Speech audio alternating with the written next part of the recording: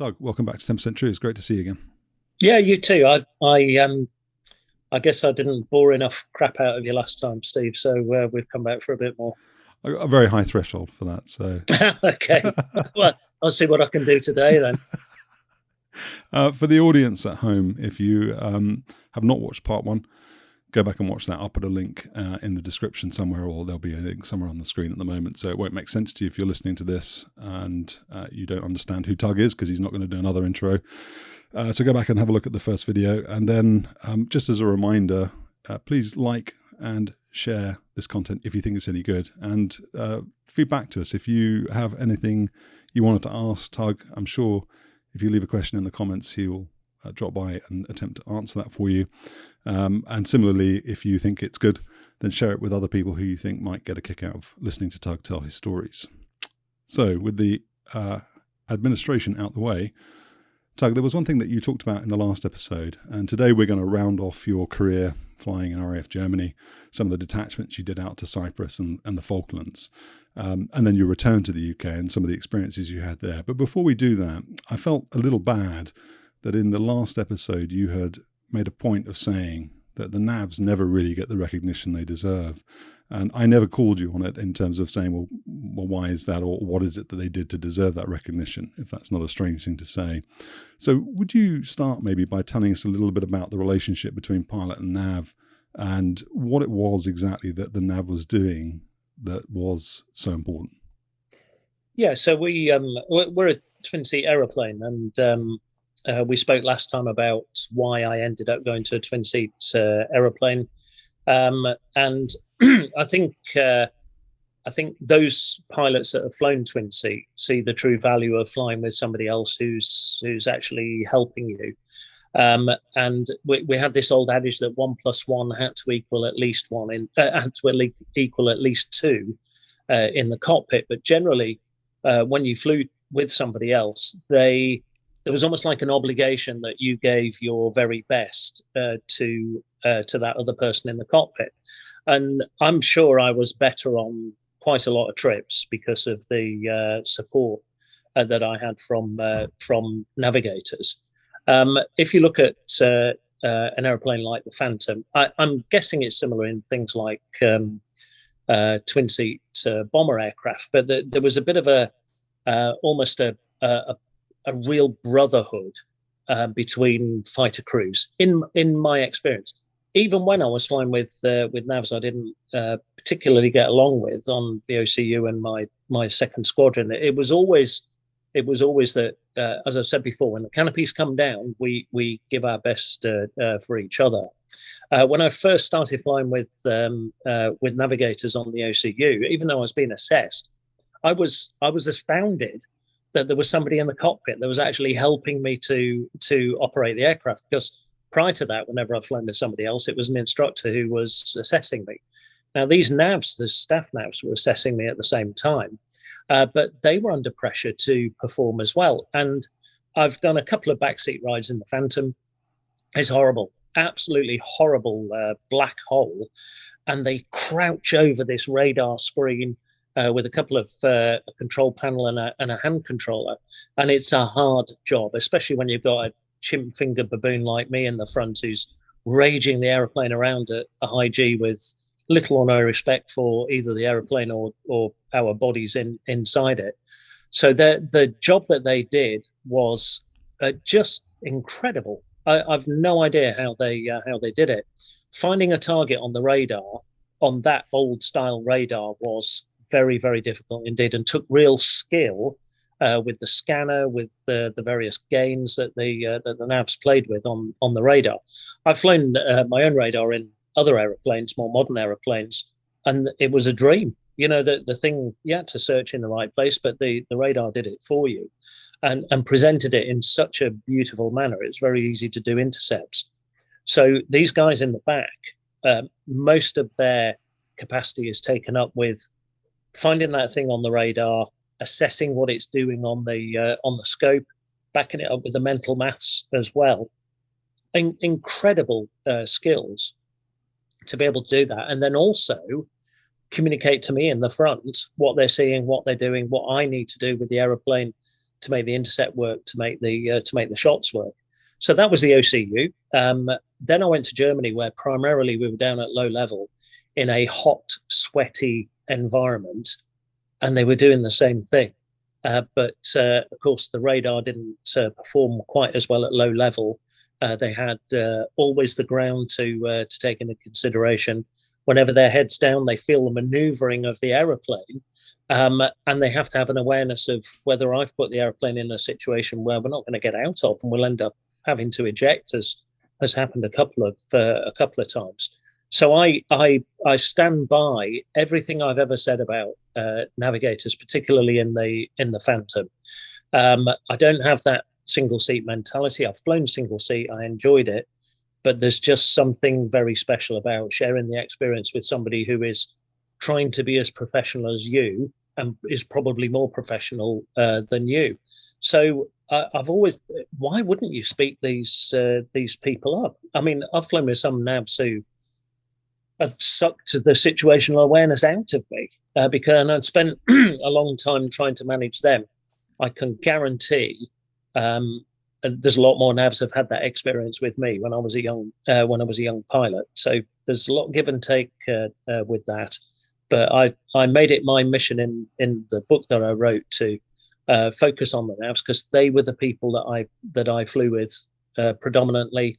They turned me into the pilot that I am today. That first frontline aeroplane that you fly is a brilliant school for teaching you how to conduct yourself as an aviator, and they were the teachers to a great extent. We're hopefully going to come back and do another episode where you'll talk about your time flying the Hornet on exchange, and then you flew the Tornado F3, if I remember correctly. So I'm curious to know then, contrasting your later experiences. You just said you've flown the aircraft around the radar yourself with the, presumably APG 65, is it? Yep. Yeah, 65 on the Hornet, and Blue Fox or something on the F3? Can't remember what it's called on the F3. But, I don't know. I've tried to blank that whole period out of my mind. If that, I'm happy to come on and talk about it, but that'll be more like therapy for me. Okay, but would you place the same importance on having that extra person in the aeroplane as the technology advanced over the years? In other words, if you were to go into combat, let's say in a Hornet, would you prefer to go and do it in a D model Marine Hornet with a guy in the back, or would you prefer to go as a C model or an A model single seat? I've done both. My first tour was on the D model, so I was with the Marine Corps. But you could do everything in the front of that aeroplane that anybody in the back could do. Well, why would you do that? You've got an extra, the wisdom of crowds, you've got an extra head in there. And when it comes to a visual fight, you've got an extra pair of eyes, to keep tally on the bandit. As you go into a big fight, you've got an extra pair of eyes to find the other 4 aeroplanes that you're trying to fight against, and to keep an eye on your wingman as well. So the technology is great. It really is, and something like the Hornet radar was a beautiful thing to look at. It made intercepts extremely easy. But the bottom line is you still got to get into a position to pull the trigger. And while I'm getting into that position to pull the trigger, isn't it just awesome that somebody's looking out the rear of our aeroplane to stop us from getting shot down? And I've lost count of the number of times I was just about to take a shot, and my nav in a Phantom or a Tornado or a Wizzo in an F-18 has shouted brake left, and I've just got to let the shot go, brake left, stick chaff and flares out, saved our lives, and now we're fighting against somebody who I didn't see because I was so concentrated on one particular thing. I flew single seat Hornets. It just changed my. It just changes your approach to intercepts and a visual fight. You just got to deal with what you've got in the cockpit. But when you've got that extra asset, it's a great thing when it works between you. You made reference to hot and sweaty situations, and in terms of the low-level environment in Germany, Cyprus was also presumably hot and sweaty, and that is another prominent feature and landmark, I suppose you would say, in your recollections. Can you tell us a little bit about what went on in Cyprus, both from a flying and a recreational point of view?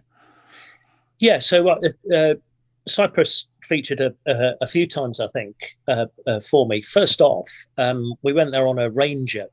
I don't know if you've heard of these, but every year, frontline squadrons would get 12 Rangers. And these were take 2 aeroplanes anywhere in Europe and for the weekend. Fly off on a Friday, come back on the Sunday. On the Monday morning. So we'd have a whole weekend somewhere, and you just chose somewhere to go, and the Rangers were divvied up amongst the squadron, and it was kind of like a singly thing a lot of the time. A lot of single guys got the Rangers, but there'd always have to be a duty adult go along, maybe a flight commander or a senior flight lieutenant. Who, to tell you the truth, in my experience, were usually the worst people. These people, we had one flight commander. He had hollow legs. I have never seen anybody drink quite so much as this guy. Luckily, he was a backseater, but yeah, he had legendary hollow legs. Anyway, by the by, the first time I went to Cyprus was on one of these Rangers. Went with a nav who was about a month ahead of me on the squadron. I think I'd probably only had about 120 hours on the aeroplane, and a duty adult crew. And I'd heard legendary stories about Cyprus. So the Phantom used to go there every year for about 4 to 6 weeks and do air-to-air gunnery, and that's where they qualified air-to-air gunnery. So I missed that armament practice camp, APC, with 92 Squadron. I arrived just as they were coming back from APC. But I heard all of these stories about Cyprus and such. So eventually I get to go there. We arrive, steaming hot, and we arrived just before lunchtime, and the bar was about to close. So it had a window where it closed from about 1 o'clock till 5 o'clock. So we arrive about 12, and we have to put the jets to bed, service them, get them refueled and such. And so the 2 navs said, right, we'll go to the bar and secure some drinks while the 2 pilots put the airplanes to bed. That's a fair deal. So, and the senior nav said, jug of brandy sour then, and the other pilot said, yeah. My nav said, yes. Tug, what about you? I said, yeah, if there's, I'll take a drink out of the jug, and whatnot. And then this guy looked at me and he went, no, it's a jug each. And I went, oh, it's that kind of weekend then, is it? So that was basically Cyprus. It was a food and drink-a-thon, get sunburned, feel poorly, and come home after the weekend. And we used to stay in a block that was known as Animal House from the film, and you walked up to it. It's this legendary bit of accommodation. It was the usual, shitty RAF accommodation, abroad in somewhere in the Commonwealth sort of thing. And but it was decorated with all the squadron badges. They were all painted on the sides of the building on the front. And it was like, God, here I am. I'm staying in this place that I've heard of. And like I said, it was pretty crappy, but it was what it was. And came back again on the Monday. But then the first Gulf War was building up, and we deployed initially, I think it was about 8 Phantoms to Cyprus, because it was the forward airhead for resupply into Saudi Arabia, and all the units came through Akrotiri to go into Saudi Arabia. So it was funny, in the build-up, they sent the most experienced crews from 92 Squadron and 19, and they made a joint detachment, and off they went for 6 weeks. Well, then the war didn't start, so they brought them home and sent the next group of very experienced people out for 6 weeks, and the war didn't start again. So now it was, let's go down to like a Falkland Islands thing where we have 4 aeroplanes and 5 crews. And the next thing, I'm on the next Roermond down there, and we were there just as the war was starting to build up. In fact, I was airborne on the Charlie 130 on the way back to Wildenrath the night the war started, when the GR1s first went in. But we had 6 weeks. It was over Christmas and New Year, and it was we ran it like a Falklands program, where you had 2 days as fly crew, 2 days as day off, 2 days Q1, 2 days Q2, and 2 days as desk and duty authorizer sort of thing, and it ran on a well tried and tested program. And you get into the groove, and we flew quite a bit on that. 2 waves a day of 2 airplanes each. Got quite a few scrambles down there. One particularly unpleasant one at night was generally against the Israelis or the carriers. So I think, I can't remember what the names were. Maybe it was the Saratoga was cruising out into the Gulf, and JFK was cruising back, and they kind of crossed over in the middle.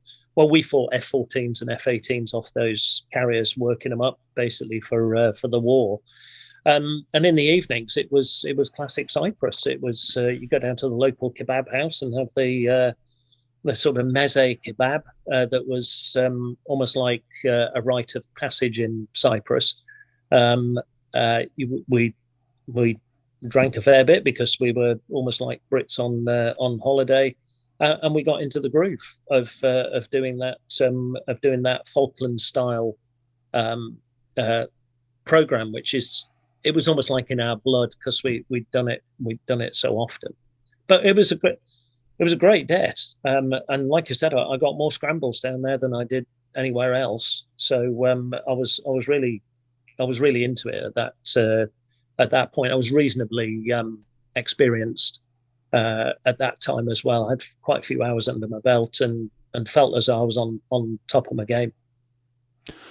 I'd like to talk about the scrambles and the workups you did with the Hornet and the Tomcat guys. But just before you maybe sort of elucidate on that, I'm curious about the fighter pilot sort of go to war, prove yourself part that must have existed and probably does still exist within you, and seeing the GRs, the Tornado GRs, the Jaguar guys go off to war.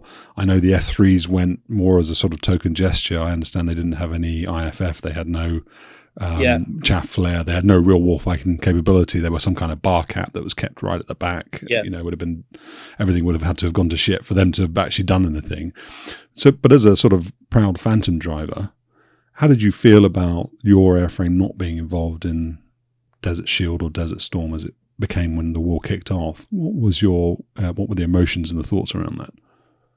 Yeah, so it was a political decision, I think. I might be talking out of turn, but we just sold the F3 to Saudi Arabia. So it would have looked a little uncomfortable, I think, if they'd put the F3 into Cyprus and the F4 into Dhahran. I think that would have been a little bit politically unacceptable. However, so the idea is that, bearing in mind we had a Cold War that, whether people like it or not, kept the peace in the world. Okay, it was an uneasy peace, but it got a bit staid and boring, and that was that. But we worked hard and we trained hard in order that we would be ready should the balloon go up. So when there was an opportunity to be in an operational theatre, I wouldn't say go to war, but be in an operational theatre, then obviously we wanted to be there, just as every other air crew did. There's always this thing that you want to prove yourself properly, and because that's why you've done all of your training. I don't think anybody has a desire to go into conflict at all. I think this is one of the big misnomers I hear. Lots of chat from pacifists. I go to dinner with people and sit there and and listen to a lot of chat from people who say they're pacifists and why do we have to have a military and stuff like that. And I think people forget that most people in the military are, by definition, pacifists. And don't particularly want conflict, but somebody needs to stand up when that conflict is there. And so, for us not to go into theatre, I think that disappointed quite a lot of people. Bear in mind, I wasn't on the first Rulmont, to even go to Cyprus, so I was pretty pissed about that. But there were legends on this on the Phantom ahead of me. So why the hell would I have been on the first Rulmont? So multiply that by 10, and that's basically what people thought of us not going into theatre with our brilliant war-proven aeroplane. One of the I think one of the sorties you were flying at that time was the one you recounted on our last episode, where you talked about flame coming out the front bad, flame out the back good. It was the Surge, I think, where you cooked the engine by trying to relight it. I think that happened on. Was it on? Oh no, that was in Germany. That was in Germany. Yeah, okay. yeah. No, got it. The way I make it sound like every trip was an adventurous disaster, but it wasn't. I think I've had so many engine failures that they all kind of merge into one. Now, I suppose the scary thing that we had in Cyprus was we had a night scramble, and it's a long old story, but I'll fill you in because we have to talk about the background to it. So we got to the point where we were on 10 minutes readiness, I think. And then overnight, we reckoned we could do 10 minutes from the mess. So Q1 crew, which I was with Jeff, my nav, we would all go over in the kind of Sherpa van to the mess to have dinner, and we were allowed this dispensation to eat dinner in the mess and then go straight back to Q after we'd eaten. But we had a pager from Mount Olympus radar, and the page for a scramble was 4 nines, and bearing in mind it's old LED lights, so it's just square nines like that. So we just sat down to eat. We're in G pants, by the way. Just sat down to eat. Our life jackets and helmets are in the van, and the guy who was on duty driver at the time, one of the pilots, the pager goes off, and we launched out of our chairs, and everybody in the dining room's looking up as QRA gets launched from the dining room, and he shouts, "It's okay, lads, it's okay, it's 4 6s." And so we all sat down. You can see what's coming. We didn't at the time. We went, "Oh, thank God for that." Sat down, ready. Hold on. What does 4 6s mean? What's the code for? Because we had 4 1s and 4 2s or something. What's 4 6s? And he went, "I don't know. I'm going to dig over that." Somebody took the pager, turned it upside down. "It's 4 9s, you pillar," And we've run for the Sherpa again. While he drives like a madman, drives us straight to the jets. The hooter's gone off, so the ground crew are already there. And we launch at night, and we end up Q2's at cockpit. We're airborne, and we end up intercepting this thing, and it's down at low level, and we keep getting locked up by stuff, and I'm getting angrier and angrier because how dare these people annoyed interrupt our dinner for starters, and they try. We try and do these. They're called Phase 3 VIDs, so visual ident, but it's at night with the lights out. So you have to use cultural lighting to try and light up the aeroplane. Well, of course, we're in the middle of the Mediterranean. There's no cultural lighting. There just happens to be massive thunderstorms all over the place, and this guy tries to drag us down into the sea. So I got even crosser, and and Jeff was a brilliant older nav who calmed me down. I think I was an angry young man in those days. He was brilliant for me. He really calmed me down. And this is back to the whole thing of a navigator getting the very best out of me and making me a better pilot. He was just awesome. So anyway, there were no night vision goggles in those days, and Q2 for some reason had the night scope. We had these old night scopes. It was like a big axe handle with a massive lens on it, and the navs looked like that through it, and it was bloody rubbish. But they launched Q2 as well. They tried an intercept while we held off. Couldn't see anything on the night scope, and so the pilot of Q2 was quite an experienced guy. Briefed up and said, "Look, I've got an idea. You fly close formation on me at night.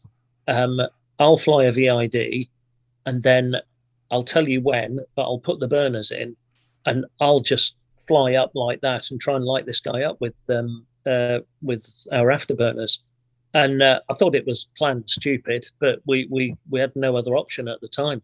So I flew close formation on him at night, which is scary enough during the day, let alone at night.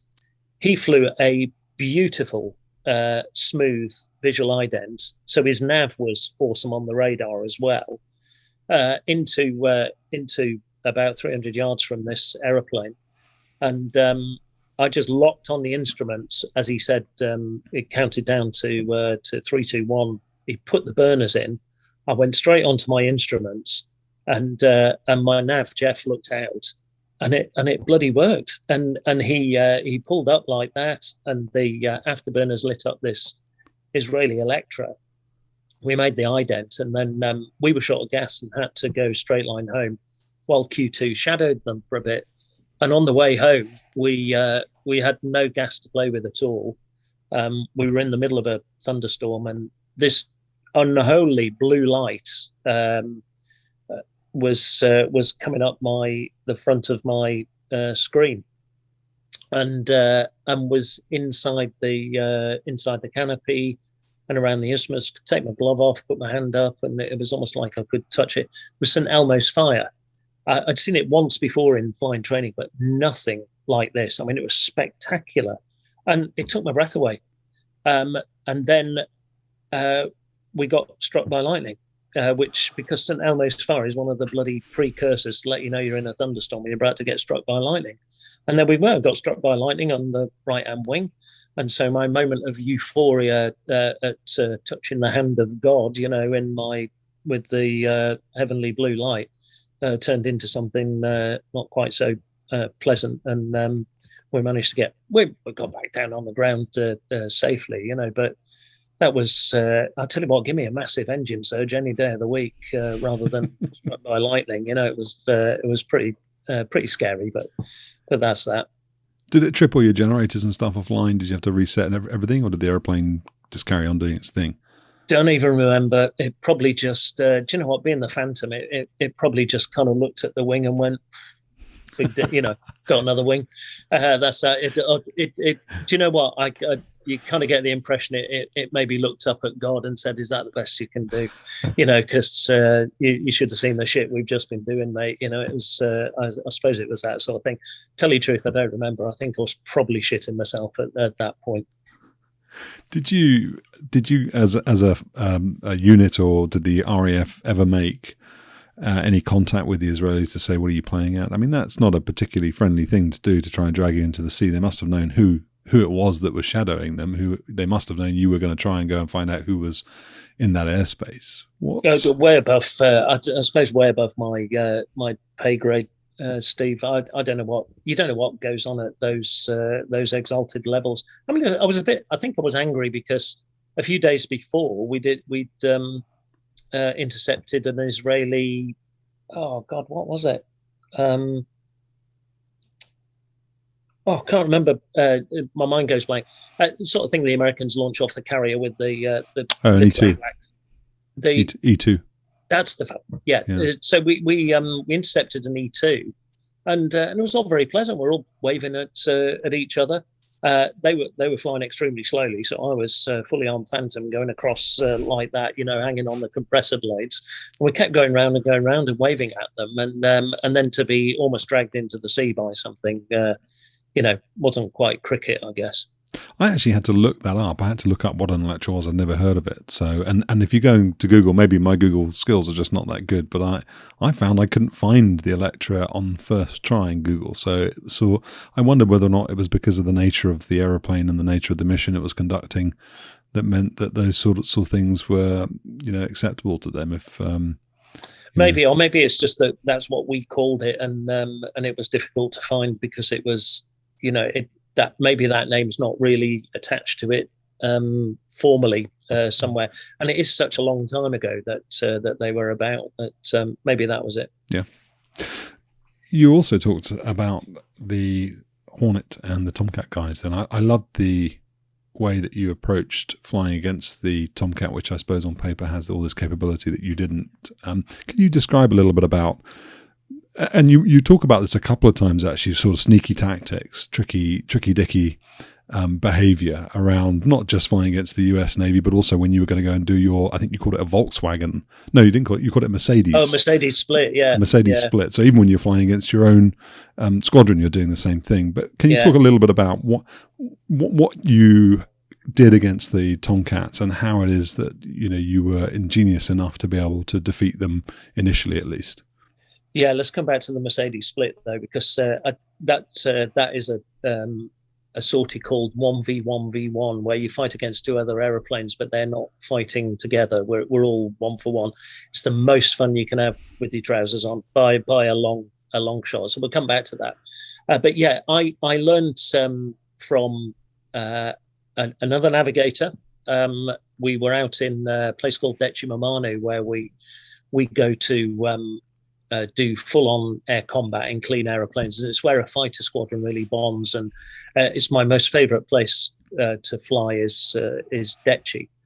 However, the first time I was there, I flew with the weapons instructor leader, who was a navigator on 92 Squadron. Very, very cool guy and very capable. And we were going up against some F-15s, and we just expected to be shot down the whole time. Well, no, we didn't. We had this pathological hatred of being shot down. And so he taught me all of that the way we get into the fight is by deception, and came up with some tactics for this particular trip. And we had a list of, maybe 30 different sneaky things we'd do on the way into the fight. Because what you've got to do is you've got to avoid being shot down by the big stick that they've got. And if their radar is better than ours and they get contact first, then they're dictating the fight. And so that was the deal. And we expected the same thing against the F-14s when we were in Cyprus. So the first group we flew against were on Saratoga, which was going out to the Gulf. So they weren't the sharpest of aviators. So we had 2 Phantoms against 4 F-14s. I mean, it's ludicrous stacked against us. And I was leading this particular one. And I did like a deception tactic, like I'd been taught by our weapons leader, and just changed it a little bit. The fact that we were grossly outnumbered as opposed to just grossly outgunned. And I was willing to lose one of us, and I set myself up as the sacrificial lamb in order to get our other guy in unseen and give them a problem. So there's all sorts of things that we can do, where we'll put maybe one guy out front, or we'll come in very fast, one guy out front. About the time you would think they're going to take their first shots, he turns around. And as you meet like that, you then do that sort of thing. And I later learned the Americans call it a Doppler pick. It's to do with basketball tactics. And you do that, and they go in like that, and you then come in down on the deck at low level, where hopefully the radar hasn't seen you, because they're so intent on shooting this guy that's coming hot towards them. So they've only ever seen 2 blips, and now they're only seeing 1, but they're probably thinking we're together. And it's all that kind of crazy stuff that you do, always with a massive height split, so that they've got to split the radars. Somebody has to look high, somebody has to look low. We're not all in the same piece of airspace. So we did, I think I did something like that. Did I turn around? Or no, my wingman went out the front, I think. He did the turn around, and then he just kept going like that, and I did the Doppler pick down. It was something like that. Or it might have been, I didn't start at the proper start point. I started 20 miles ahead without telling them. It was, there's always a bit of cheating in there as well. Well, they bit off on me, but then they saw this thing coming in at, supersonic speeds. And of course, because they all wanted to, they want to shoot the first thing that they see, I think they all just focused on me. Now, we had this thing where shots don't count until you merge. So until the first 2 aeroplanes merged. Now, they had 2 in the front and 2 quite a way back. Well, as soon as I've merged with the front one, everything's live. Well, they didn't quite tweak that. So as soon as I merged with the first one, we shot one of the ones at the back. And it, you can't cry foul at that point, because that's the rules, mate. These 2 at the front start turning on us. And you can just imagine, it's a massive aeroplane, is the F-14, and its wings went like that, and they started turning. And I thought, we're going to be dead soon. But I tell you what, I can get another shot here. I think we shot at least one, maybe two, or maybe I was just saddling up behind the second one as, about 15 missiles punctured my the back of my head. But then my number two got in and shot at least two of them. So we lost one Phantom. They probably lost three F-14s, all through a bit of deception, a bit of cheating, and a bit of, let's say, liberal application of the rules. Now, it might sound like, oh, God, look at us, we're just cheating all the time. Well, if you're not cheating, you're not trying hard enough. What do we want to do? Just rage in at maybe Mach 1.2 and get shot in the face by four F-14s, and we get no benefit out of that whatsoever. And neither do they either. They ended up turning, they ended up biting off on one aeroplane, which they'd pre-briefed not to do. It was a valuable lesson for them. And to tell you the truth, it was a whole lot of fun. It was much more fun than just, sitting at 30 miles away from each other, pulling the trigger and calling kills. It was proper fighter crew type stuff. And if they thought hard enough, they'd have applied the rules the same way we did. They might have cheated a little bit, but you know what? They had this big thing that they were four F-14 guys. They were going against two old legacy aeroplanes. What the hell could the F-4 do against them? And we embarrassed them a little bit. And we had a bit of banter on the phone afterwards when we debriefed, and decided we'd all had fun and let's do it again sometime. And that was generally how it went. Even when we were expected to lose, but I state again, 80% of the fights we went into, I'm pretty sure we won. There was no pressure on us to win at all, so we'd do whatever we could to win. And if people got caught out by a bit of cheating and a bit of rules, then I'm sorry, guys, you weren't trying hard enough. You know what? You don't really understand what it is to be fighter pilot and fighter navigator here. Speaking of which, again, from a maybe a philosophical or perhaps a mental point of view, you just said that you had an aversion as a community, and obviously you as an individual had an aversion to being shot down, which I understand. When you're training, given the nature of the business that you're in and the Cold War, the balloon could go up, you could actually be doing this for real tomorrow. How personally do you take it when you're shot down in a training environment? And do you ruminate on that? I mean, do you go back to your room at night and think, well, I'd be dead now if this were real? Or do you actually just put those thoughts away and this just becomes sort of knights jousting in a competition rather than a real battle? Yeah, do you know what? I don't think I ever thought for real I would be dead. That doesn't mean to say I wasn't mad every time I got shot down. It's humiliating. It just is. In fact, you happy for me to weave this 1v1 thing back in? So we send three airplanes airborne, and we do what's called the Mercedes split. So we're in formation with each other, and at the outwards turn, leader goes straight ahead. Number two turns right through 120 degrees. Number three turns left through 120 degrees, and we make the sign of the Mercedes sign. And it's up to the leader when he decides when you can turn in. You turn in, and you have to go through within 5 miles of the center point to make your weapons live, and then you fight against whoever you see. And there's all sorts of little tricks that you pull. Always lead the trip, because you then are the one that calls the inwards turn, and you always turn in 10 seconds before you call inwards turn, because you're in charge, and why wouldn't you cheat? But you might hang out. You might hang out and let the other two get live, fight their way, into a neutral fight. You then squeeze through the center point, make weapons live, and shoot them both down. We have a kill removal thing where you'll be killed if these fights just go on. They're constant. I don't think I've ever seen anybody shoot the other two down and end the fight. So we end up doing one fight that lasts about 10 minutes tops, and then we're out of gas and we have to come home. So what you might do is, if you get killed, you go away from the fight for about 30 seconds, and then you're regenerated and you come back in, and it just feeds the fire. Well, I've done that. I've followed a guy out of the fight, before. He gets regenerated 30 seconds later, and as he turns in, you just shoot him again. And again, these are things that have all happened to me, and I've done them to other people. When you get shot down, particularly when you do 1v1 against a buddy of yours on the squadron, and they shoot you down, you cannot rub that out until you fly again. And it's a humiliating thing to be shot down. It's even more humiliating if he guns you. The gun is a very, very personal weapon.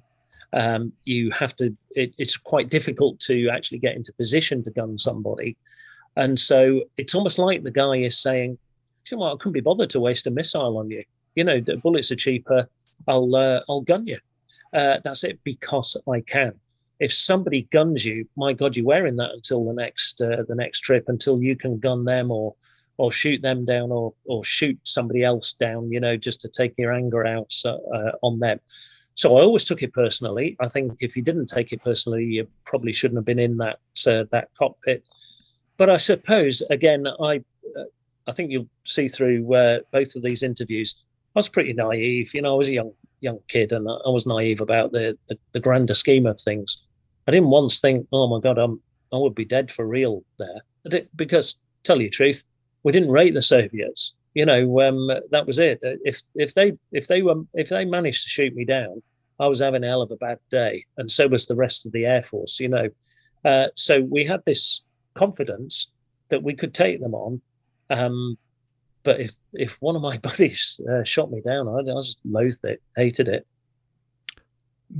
As you know, you've done the exchange tours, but as you know, the US armed forces have a sort of Top Gun type competitions, ladders within squadrons to show who's the best. The RAF presumably does the same, or did the same.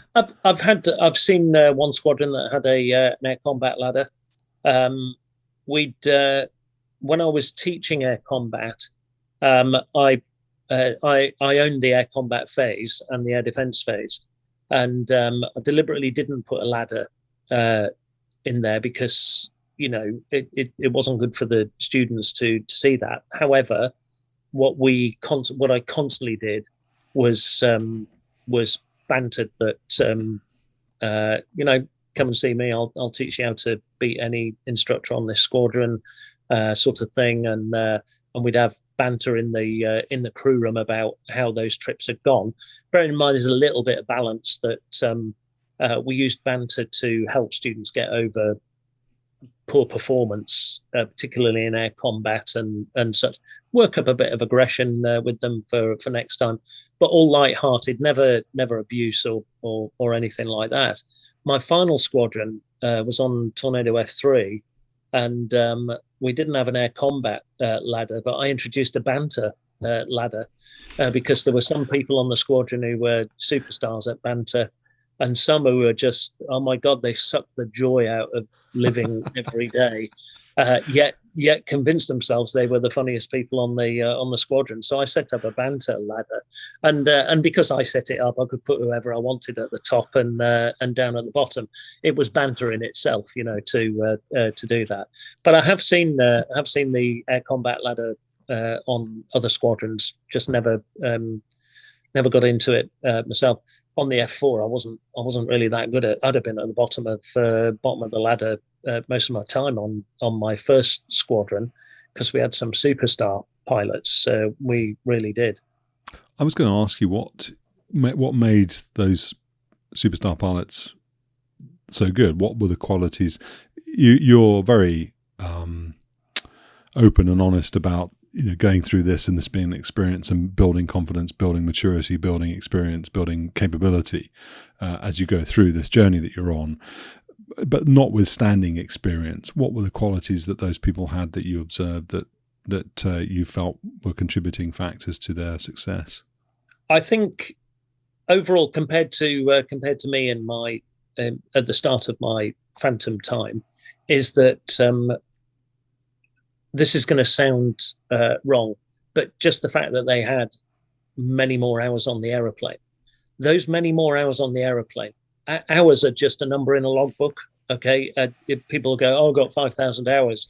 and you wouldn't trust them to drive you home, because it's what you take out of those 5,000 hours is the important thing.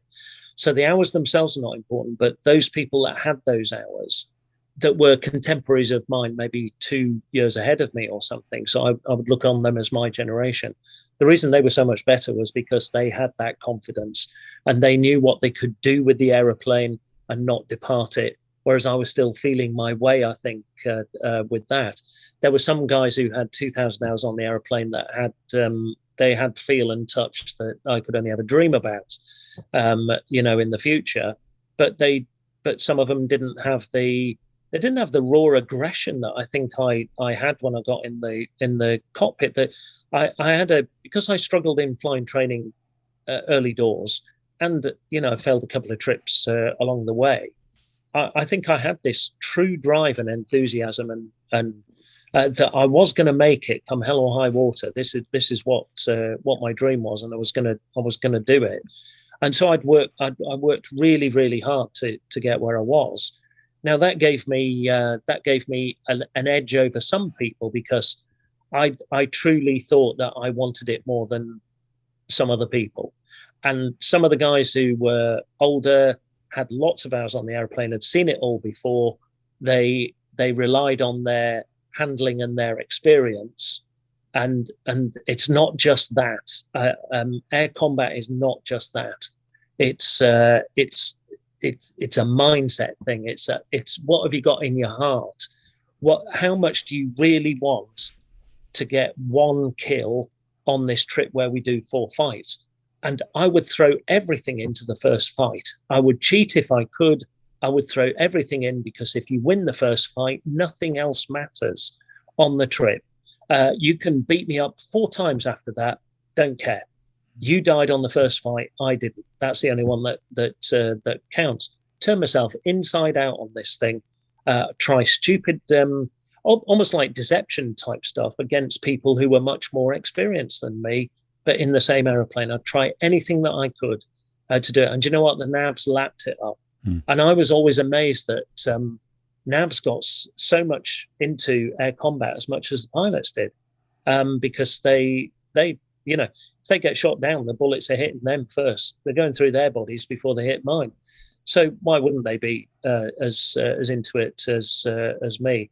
But I had to overcome the fact that there were a lot of people out there that were much better at handling the aeroplane than me.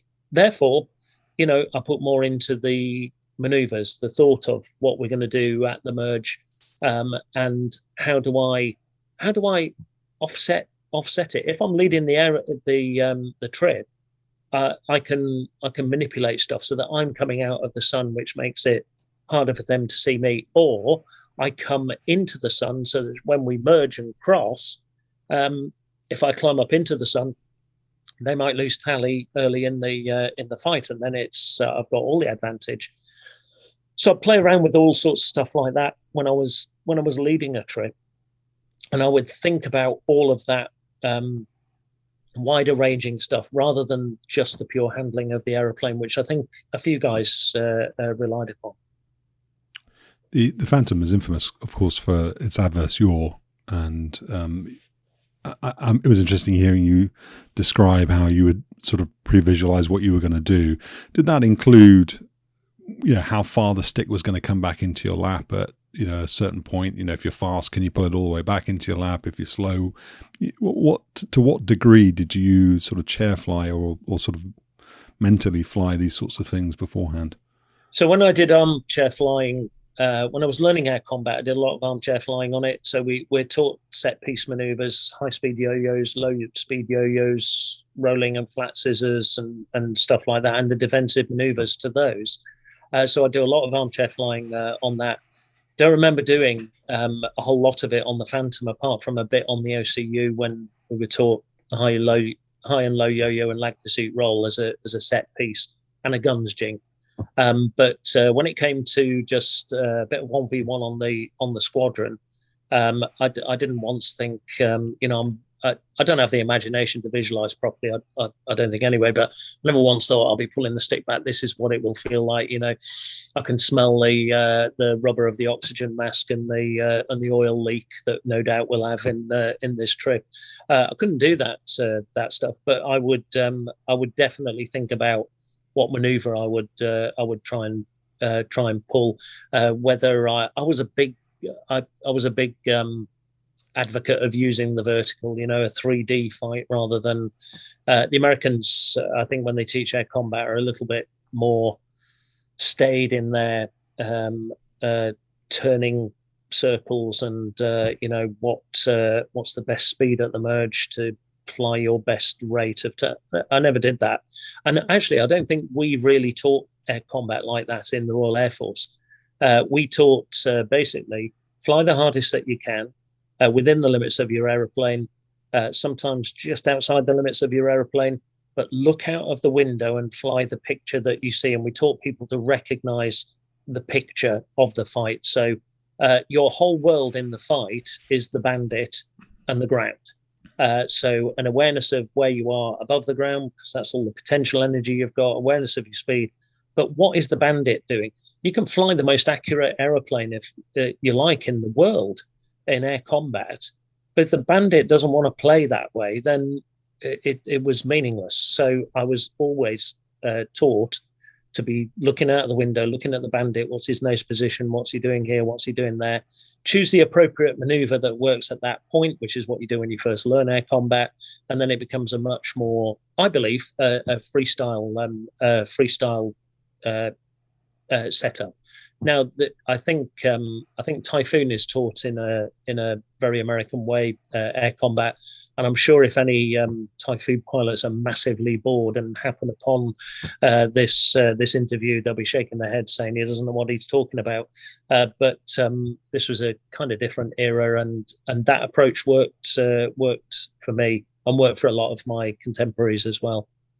Is there an element of risk aversion behind those differences, do you think, at that time? And the other thing I was thinking while you were describing that was whether or not the American approach to training, where there's probably a greater number of people going through the pipeline, sort of picking some metrics and saying, here's your corner velocity, do that, rather than it being, I don't know, maybe I'm wrong, but was the RAF training, because it was a smaller number of people going through a tighter process, perhaps, able to impart that kind of sort of field-based training? I think when we went through training, there was a lot of people going through training. It was a bit of a sausage machine, but bottom line is when you do a 1v1, there's you and another aeroplane. You might have an instructor in the back, so it doesn't matter how many people are going through training that year. It's all about that 45 minutes of your life. So I'm not sure it was a numbers game with the Americans. All I would say is, and this will sound quite disparaging, but when I went to the States, it was that much more inflexible numbers approach. The Marine Corps were much better than the US Navy, and the US Navy were much better than the US Air Force when it came to flexibility in fighting. If you flew an F-15, and like I said, there was a lot of F-15 guys, RAF exchange guys went to the F-15, came back and ended up teaching combat on the Tornado F-3, and that had gone very numbers style driven, and that just hung over, I think, into Typhoon. I think Typhoon's just one of those aeroplanes that you can look out of the window and do what you like. You can power your way out of trouble if you make a mistake on looking at the picture. So I'm not sure it was a numbers game, Steve. I might be wrong. Maybe their system was so much sausage machine. It was just.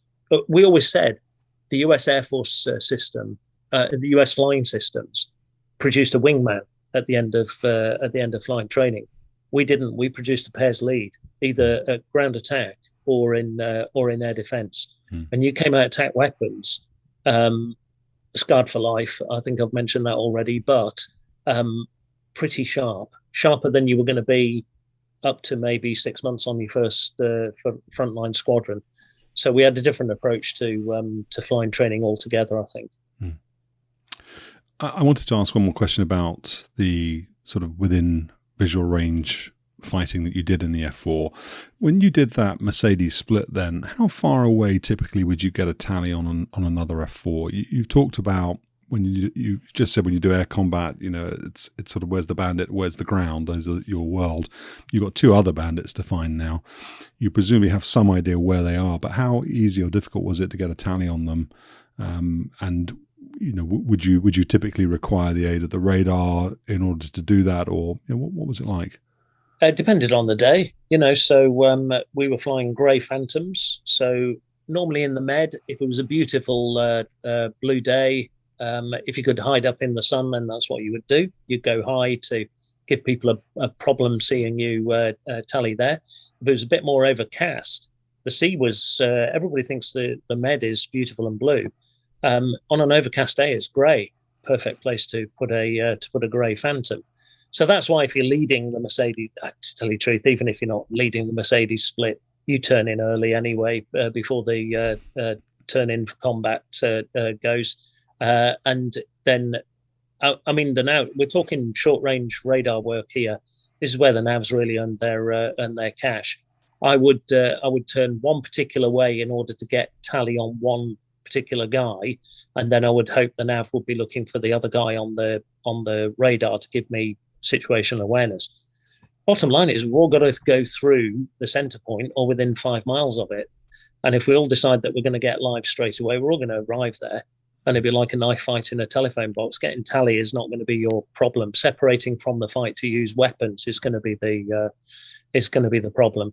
So I would expect on a normal kind of day, maybe a bit of white cloud and some sunshine, I would hope to get tally on an F4 8 to 10 miles. That's when my eyesight was at its best. I would get tally on an F4F, so the German F4s, at 15 miles because they smoked like the devil himself. And I once got tally on an F104 at 27 miles. Now, F104 is that big when you're standing next to it, but I just got tally on this smoke trail at 27 miles. What they were supposed to do, it was the Italians that were flying them out of this place, Decimomano, and what you're supposed to do is light the afterburner to clean up the smoke. As soon as the burner goes in, there's no smoke, and then at 10 miles, take it out a burner to cool off your engines. Otherwise, you get shot in the face by a 9 Lima heat seeker.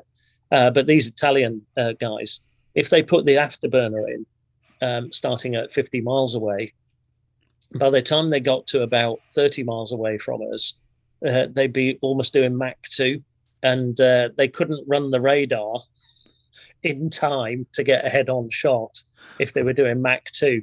So they'd just come in smoking like the devil. Their radar was shit anyway, and they'd be trying to work this radar. Poor buggers. I mean, they were working like one-armed paper hangers. They always got shot to shit pre-merge, and then they'd always go through the merge at about 1.8 and bugger off back to Deci because they were out of gas. We never got any turning. I think I turned once with an F104. And it was just beautiful to see something that couldn't turn as tight as us, and we shot him down almost straight away. But good for him for having a go. It looked like this. It looked like this just lawn dart thing in the sky. No lift at all from those wings. But good on him for having a go when the other three in his formation had poked off at 1.8. You talked in the last episode about your primary targets in the Germany scenario being MiG-23 and Su-24, I think you said. Did you have a high fast flyer target as well? And would that sort of F-104 Mark II type capability have been used for the training against that? Yeah, so we practiced high level intercepts and supersonic intercepts from time to time.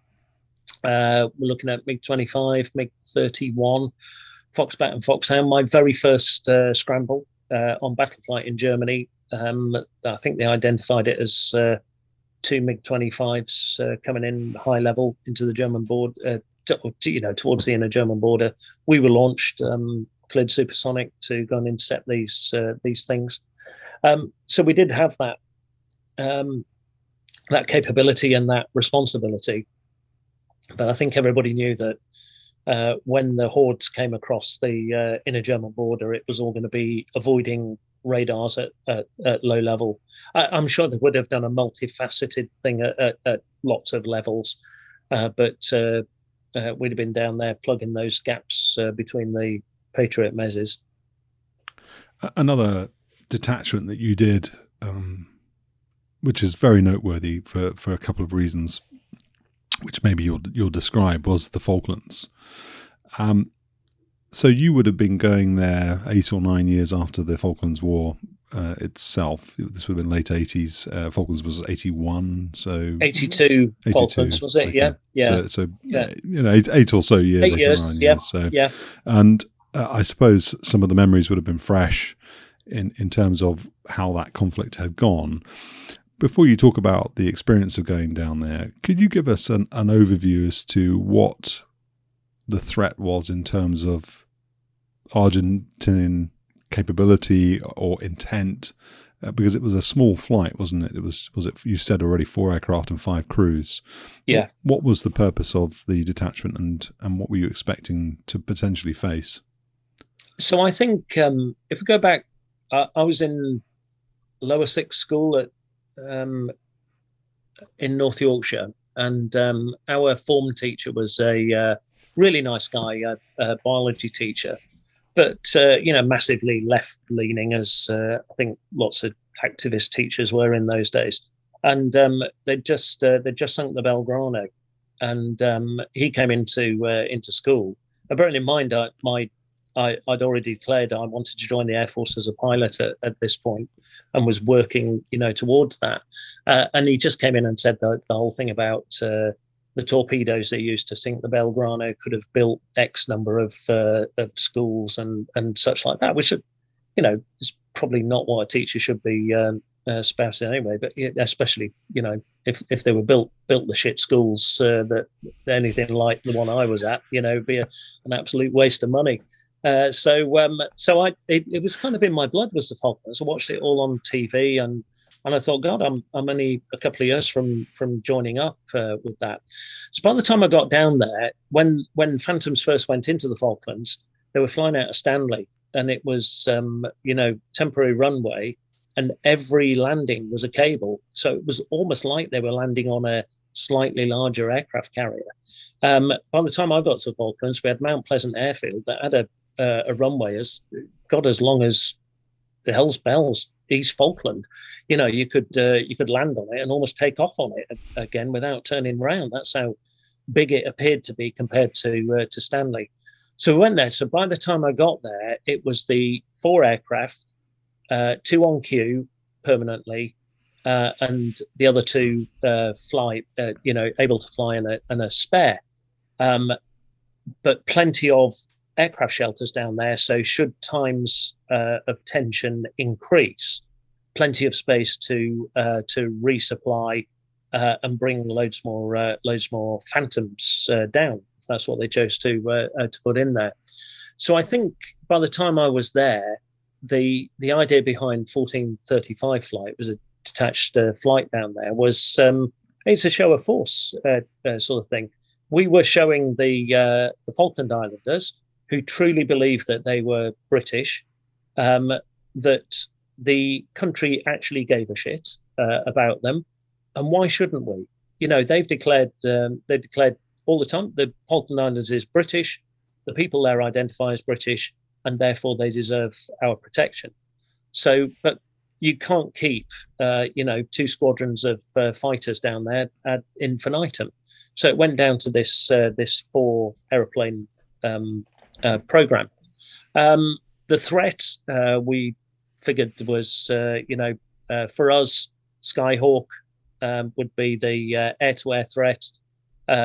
The Super 8-on Dart, more ground attack or sea attack type thing, was back to the usual thing, Steve. It might sound very arrogant, but again, we didn't really rate them as such. All right, up to a point. We're aware of what their capabilities are.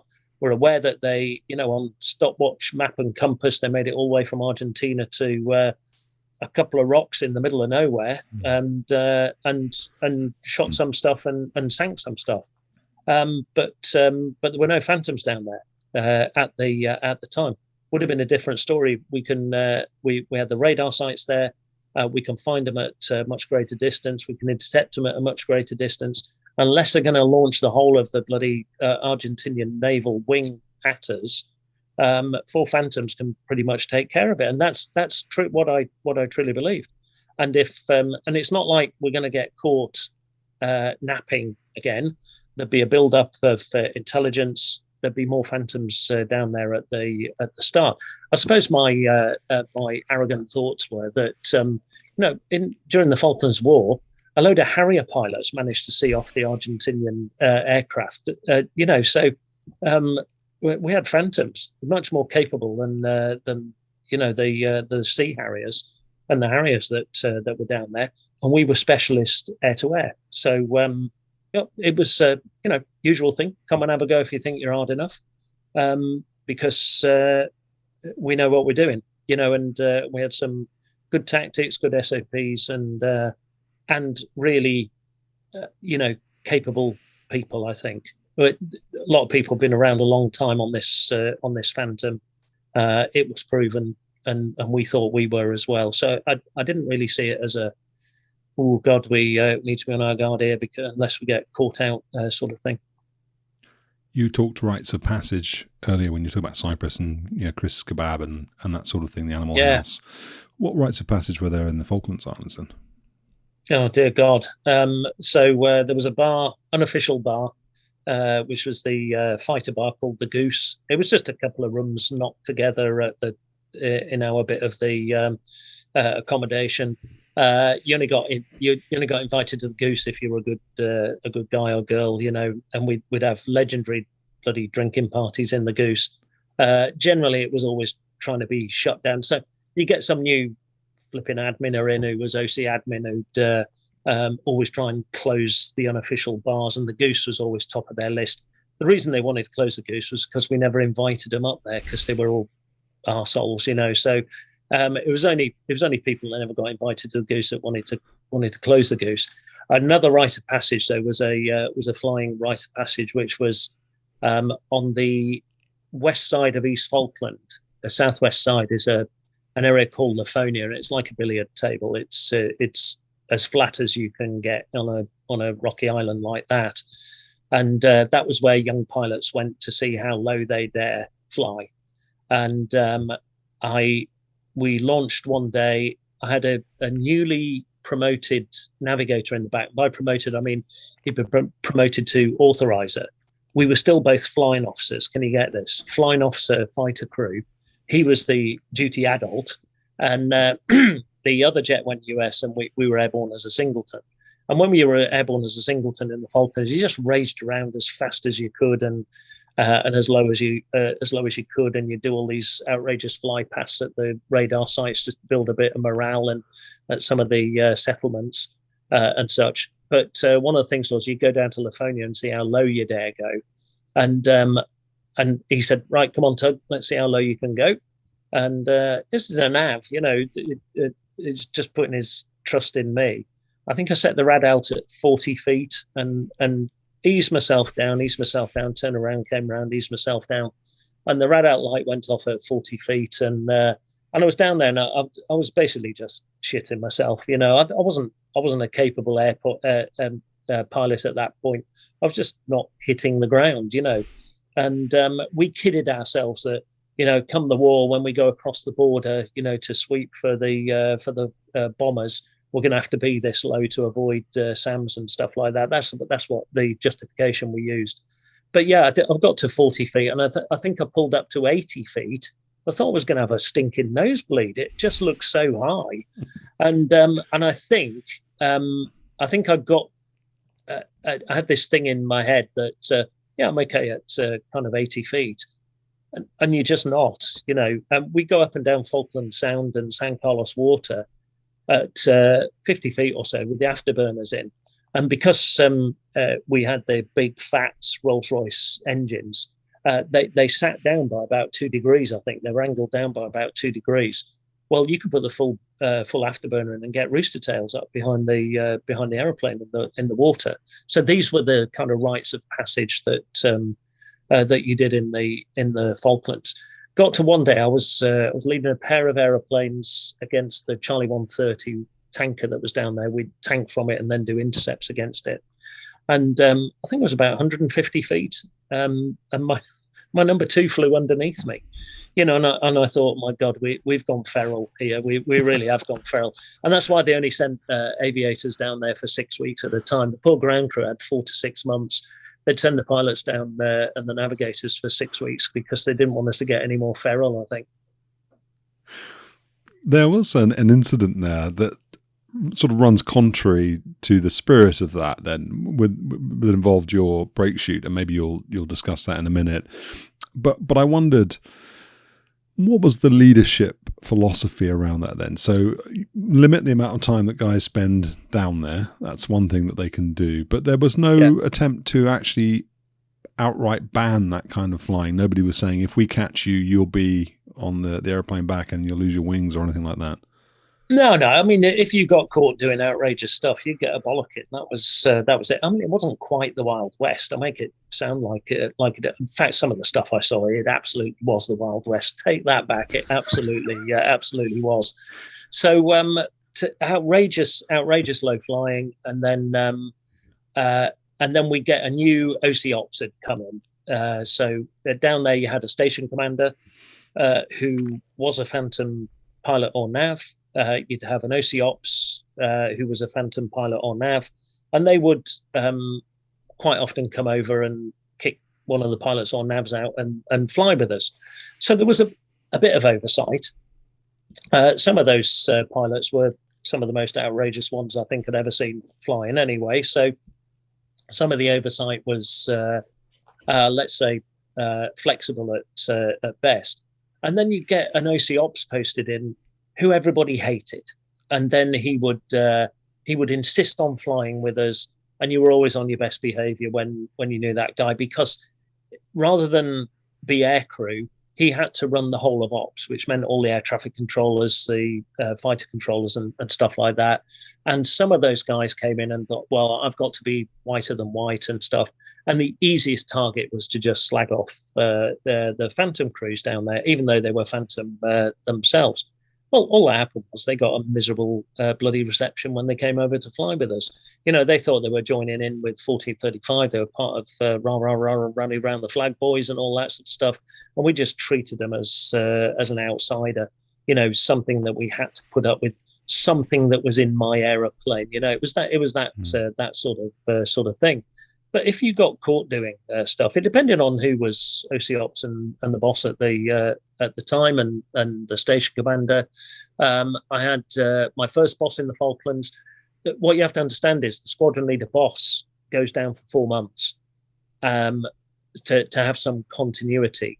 So he sees pilots and navs coming in every 4 to 6 weeks, and they change over. And his own personal nav or pilot will change over with that. So about 2 months in, the boss generally goes mad. And I mean proper mad. They start doing mad stuff, wandering around aimlessly in the cold outside and stuff like that. And, real odd things. And then you'll get one that he'll then frown on you going to the Goose, to the bar. Hold on, last week you were absolutely shit-faced. I put you to bed, taking you out of the Goose. And then because they've gone mad and maybe they have a flickering career caption coming on that, Jesus, I better knuckle down here and be it's like a punch-drunk boxer, who fights his hardest on the 12th round, thinking he might just get the points decision when he's been plastered all over the ring for 11 rounds. I think that's what some of those mad bosses did. So the first boss I had down there, we arrived during his mad period, and he hated us. He hated us because we were Germany and he was a Lucas guy. And the previous crew that we'd replaced, oh my God, that pilot, he was brilliant. I loved him. He was a pilot I aspired to be like. He was a couple of years ahead of me, and he was ultra cool. And I thought, if I can get to be as good as him by the end of my tour, I've done all right. Well, they pulled the wings off their aeroplanes, and all the fatigue was being used up, and the boss was in his mad period, and he was going wibble because he had to manage the fatigue. So they left under a bit of a cloud. We arrived under that cloud and got absolutely nailed by him for everything that we did.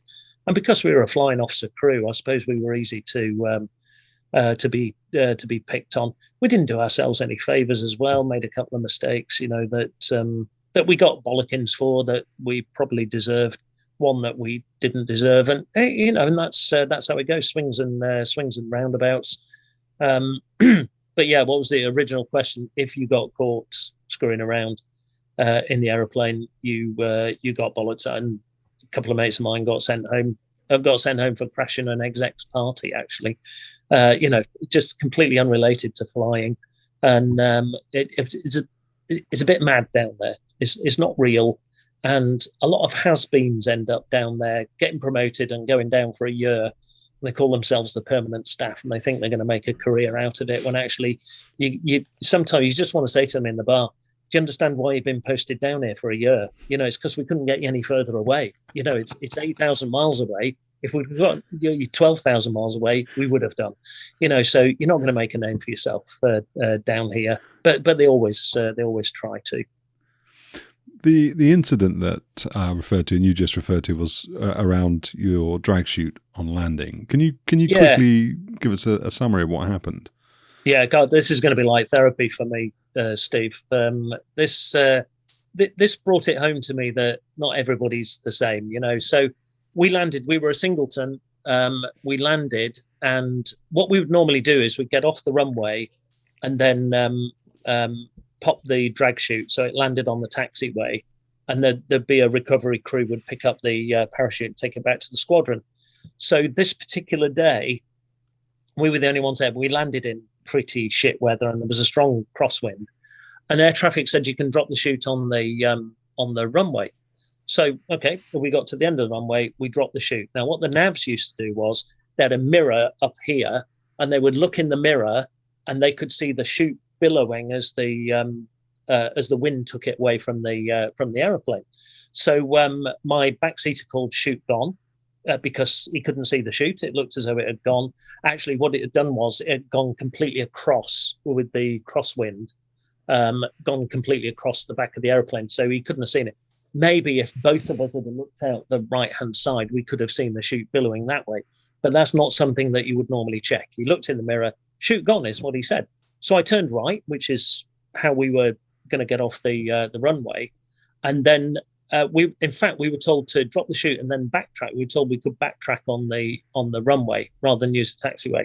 So we turned right, and then I just saw this billowing chute. We both saw it, still attached to us. Didn't know it was attached, but we just thought it blown up on the runway, and I ran over it, and I just thought, oh, what should it? And just kept powering on. It got wrapped around the main wheel and then just locked. So the main wheel got wrapped around all the strops and stuff. And we came to a juddering halt on the runway. Called to air traffic control. We were stuck. Had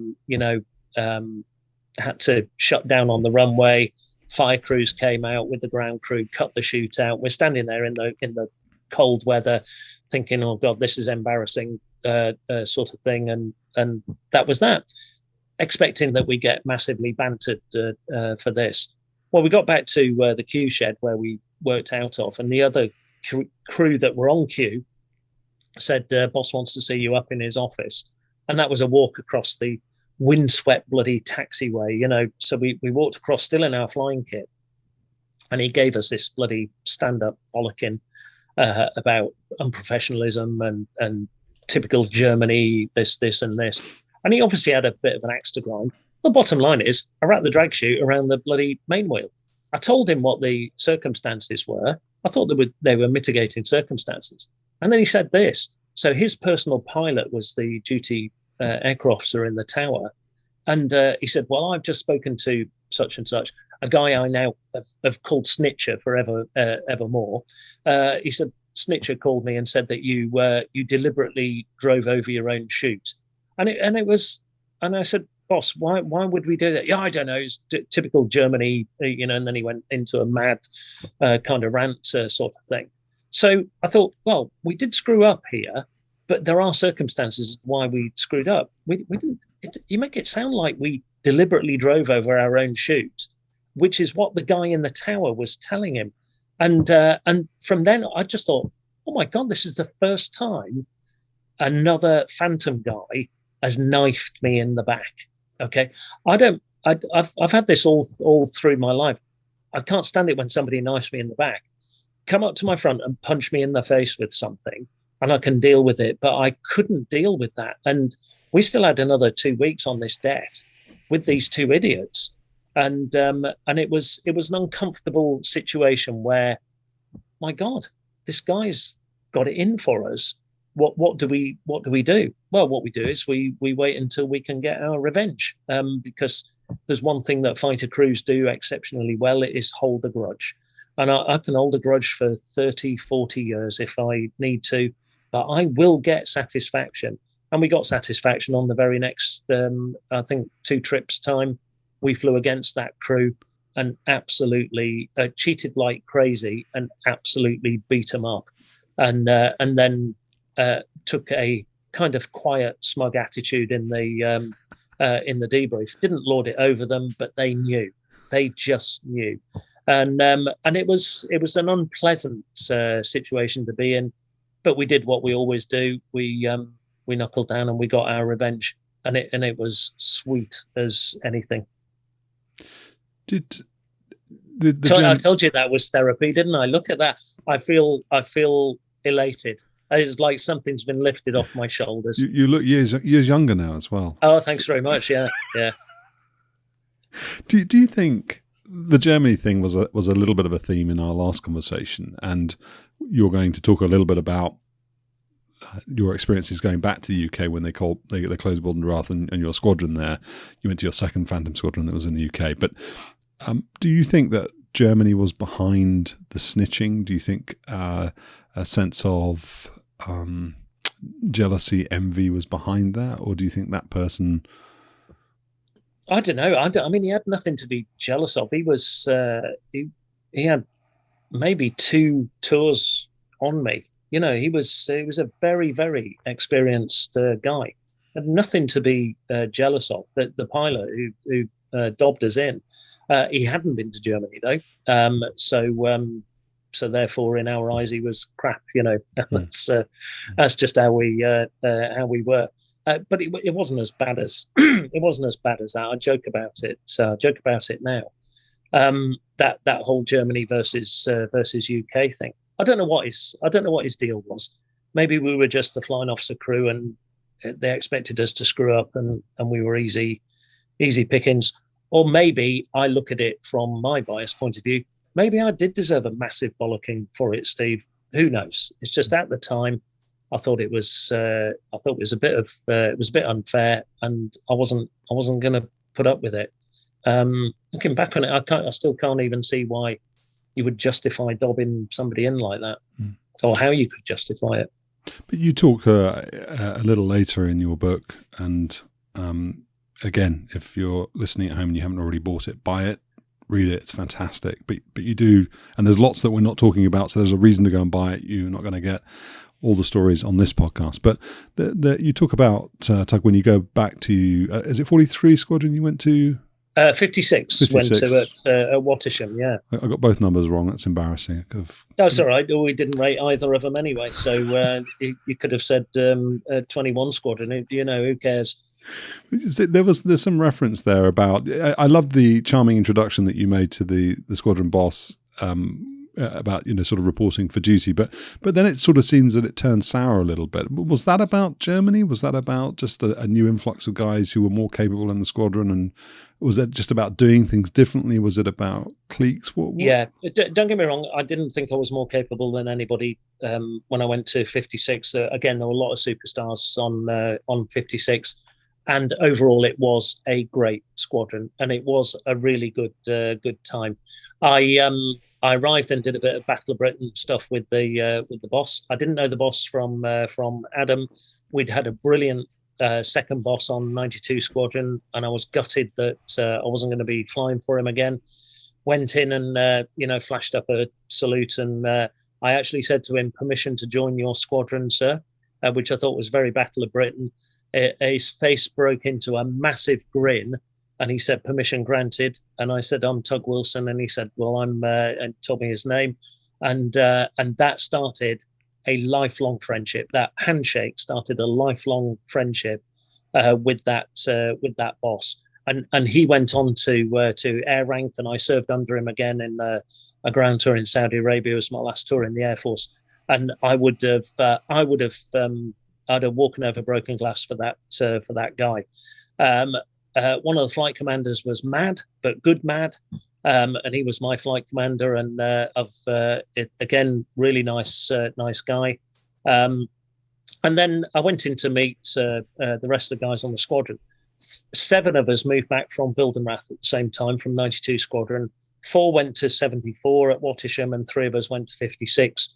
I was the first to arrive out of all 7, and met a load of guys on 56. Some I'd been through officer training with, some I'd been through flying training with, and all good. And then 2 guys said hello to 2 guys, and one of them said, "When's Bobby pitching up?" Bobby was one of my favourite navs on 92. That's not his real name, but and I said, "Oh, I think he's moving into a quarter beer in a couple of weeks." And they said, "Well, tell him not to bother unpacking because we're going to chop him."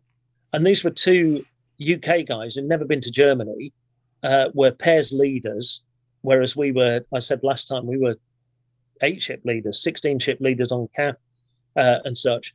And these 2 also rans, as I viewed them, reckoned they were going to chop one of my best mates, and it just turned a little bit sour for me. And then over time, as the 2 guys joined me on 56 Squadron, we'd go to the bar quite regularly and just kind of spout off about, what happened to you today.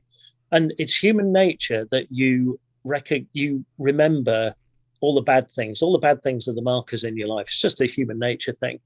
And those are the things that stick out for me. But out of 56 was a huge squadron and lots of people on there. Out of, I don't know, maybe let's say there were 40 aircrew on 56. I don't know if it was that or not. There were probably 6 arseholes. And the rest were either really great guys or fair to middling, and I enjoyed flying with nearly everybody on that squadron.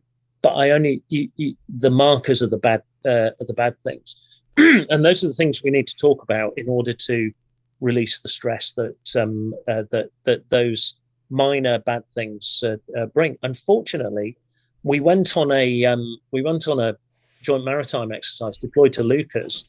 And it seemed that all 6 of those arseholes were on that debt. It's the worst debt I've ever been on, and that was pretty brutal. That detachment, and I had to take action on that detachment with a couple of those guys. And then it was done, and that was that. They probably don't even remember that. It was nothing to them, but it was everything to me and sticking up for the people that I were my best mates, So don't get me wrong. I had a great boss, great flight commander, great time. Had probably the best Decimamanu debt I've ever had in my life with 56 Squadron. So going away with a squadron that some people I don't particularly like, and actually loving it. I had an absolutely almost died in a mid-air collision, almost a mid-air collision sort of thing, and did the usual thing of cheating death by getting shit-faced. And what a brilliant way to live your life on a fighter squadron. So 56, really good time. Not as good as 92, but there was nobody on 92 I really fell out with. And it was what it was. And I the other thing with 56 was great history. I was a history nerd. always looked into who'd been on the squadron before me, whose boots I have to walk in, what do I have to live up to. You know, they had Albert Ball, they had his dress uniform in a glass cabinet in the crew room. Wow. Now, to a history nerd like me, it was almost like I could have licked the glass of that cabinet every morning. It was so special to have Albert Ball VC's uniform in there, and all sorts of other great stuff. They've got a great badge and a great motto as well. And I was always into badges and mottos, and you know, I did love it. I didn't love it at the end because we used to drive past the Phantom graveyard every day to go to work, and they were breaking up all the Phantoms as it went out of service, and that was pretty tough. But you know, I wanted to, if you're okay talking about it, if not, we'll move on. But I wanted to, because you were at 56 when you learned of 2 friends dying in the Falklands.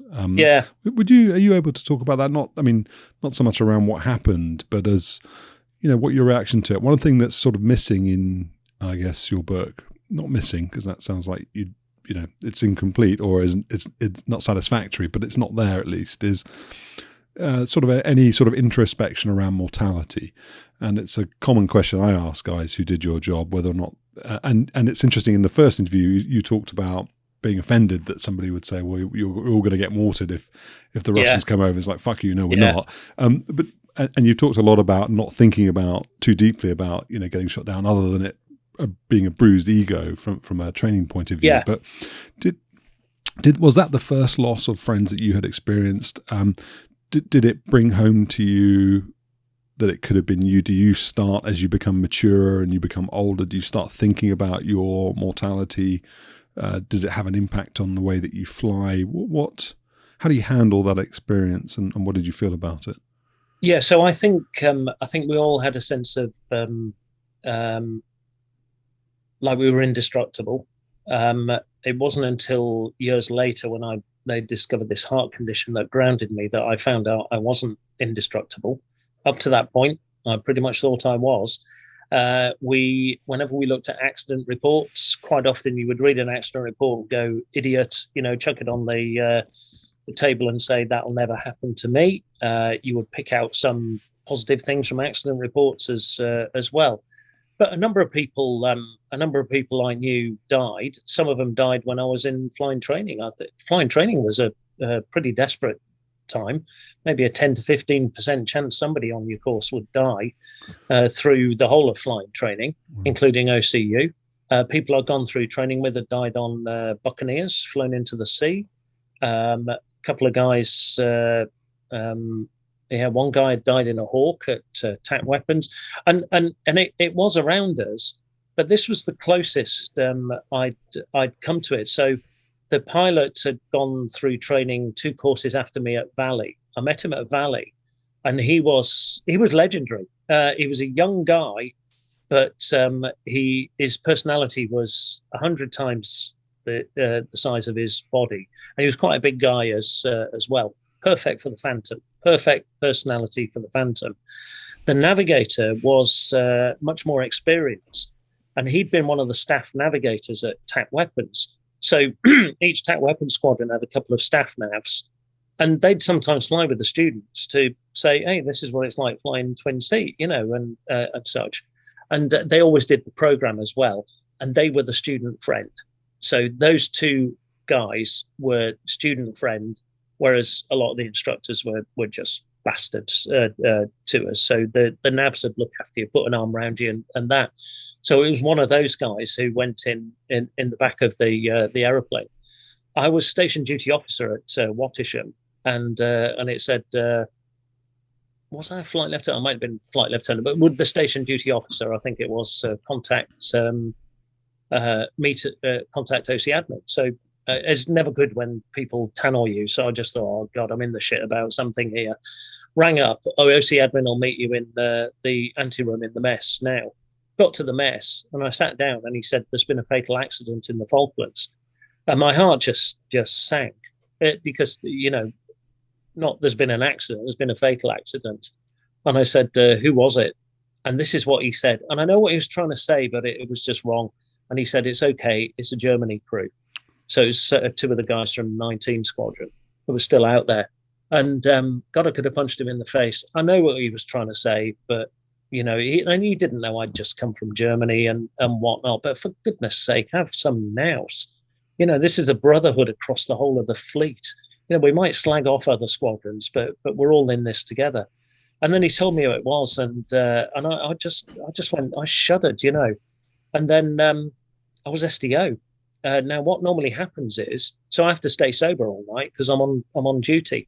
What normally happens is after people die on the squadron, we go to the bar and get shit-faced that night. We're very good at dealing with the short, sharp shot. We're very poor at doing the post-traumatic stress stuff traditionally. So I went to the bar in blues. As I walked in, one of the young admin officers walked up to me and said, "I'll take that tug." And I went, "What?" He said, "I've just talked to," and he pointed to one of the navs that I used to fly with. He told me you're SDO and would I do it for you? And I went, "God, that's, but I'll take it off you another night." He said, "You don't need to worry about it." Wow.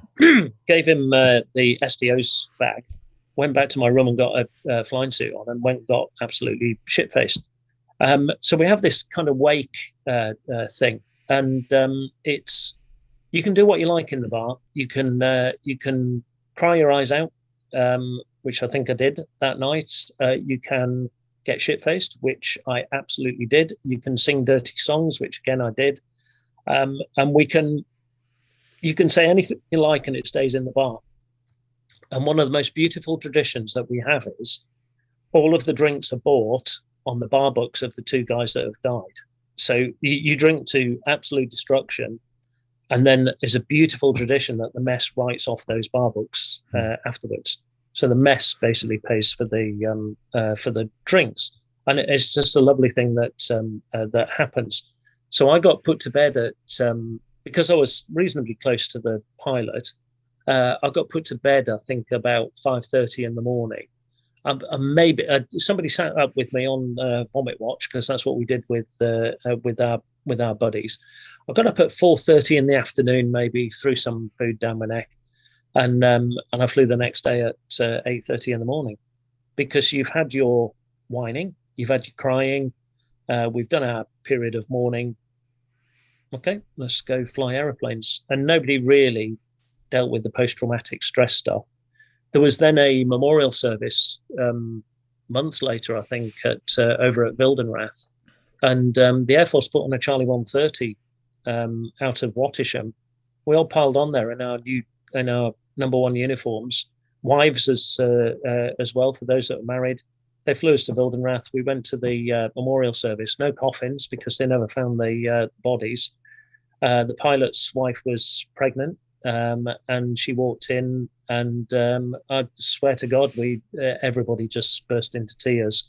Every memorial service I've been to, one of my favourite hymns is "I Vow to Thee, My Country." I think is a very military duty style hymn, and I can't sing it. Still can't sing it now because it's been at every memorial service that I've been to, and there's a line in it. Oh God, I can't even remember it now word for word, but